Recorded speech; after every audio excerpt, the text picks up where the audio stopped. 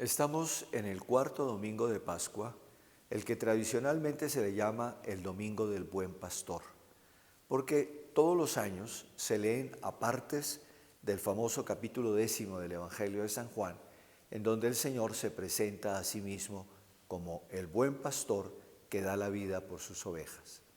Escuchemos con atención la palabra del Señor. Del Santo Evangelio según San Juan. Mis ovejas escuchan mi voz, yo las conozco y ellas me siguen. Yo les doy vida eterna y no perecerán jamás, y nadie las arrebatará de mi mano. El Padre que me las ha dado es más grande que todos, y nadie puede arrebatar nada de la mano del Padre. Yo y el Padre somos uno. Palabra de Dios. Yo soy el buen pastor. Esas palabras de nuestro Señor Jesucristo son palabras de una profundidad inmensa que ojalá tratáramos nosotros verdaderamente de comprender. Tal vez la imagen no nos resulta fácil porque ya no tenemos pastores, ya no tenemos rebaños de ovejas, pero podemos imaginarnos lo que verdaderamente significa el pastor que conduce las ovejas, que alimenta las ovejas, que les da todo lo que ellas necesitan para que las ovejas tengan la vida y por lo tanto para que las ovejas puedan estar como deben estar, en plena salud, robustas, fuertes y sean unas ovejas que verdaderamente respondan a los deseos de su amo. Hoy, en este texto del buen pastor, el Señor enfatiza la relación profunda que se da entre Él y sus ovejas. Y sus ovejas, nosotros lo sabemos, somos nosotros. Es el escuchar la voz del pastor. El Señor dice que sus ovejas escuchan su voz, escuchan su voz. ¿Qué significa esto para nosotros? Lo primero es preguntarnos, ¿escuchamos la voz del Señor? ¿Escuchamos a Cristo nuestro Señor? ¿Qué significa para nosotros su palabra? ¿Dónde buscamos su palabra?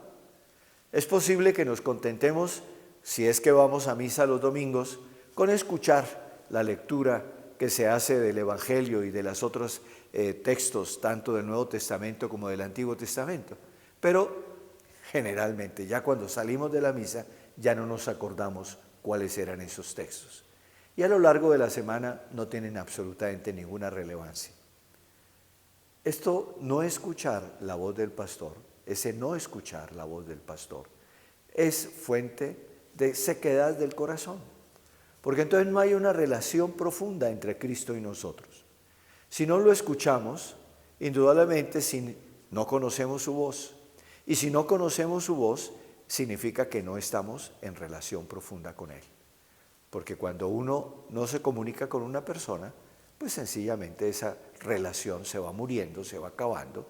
Llega un momento en que realmente no existen.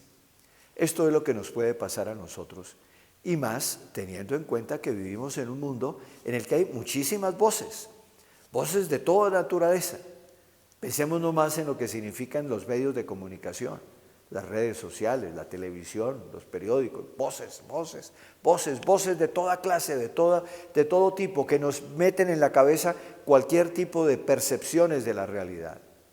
Si no escuchamos la voz del Señor, corremos el riesgo de no saber situarnos en medio de todas esas voces y por lo tanto corremos el riesgo de perder el sentido de nuestra existencia. Hay que escuchar la voz del Señor, porque escuchando la voz del Señor, esa palabra va entrando profundamente en nosotros y al entrar en nosotros va transformando nuestra vida. El Señor en otra parte del Evangelio de Juan nos dice que si las palabras suyas permanecen en nosotros, allí entonces empiezan a dar fruto. Y ese fruto es el amor a Dios y el amor a los demás. Ese fruto es el pleno sentido de la existencia. Ese fruto es el saber verdaderamente vivir minuto a minuto toda nuestra existencia como una aventura llena de sentido, porque está llena de amor a Dios y de amor a los demás. Y esa es la vida eterna que el Señor nos ofrece. El buen pastor da la vida por sus ovejas para que las ovejas tengan la vida. Esa es la vida que el Señor nos ofrece. La vida en plenitud más allá de nuestra muerte, pero ya aquí, en este mundo, en medio de las dificultades, de los problemas, de las luchas, de las angustias, aquí podemos experimentar esa vida que el Señor nos da, porque podemos experimentar su amor.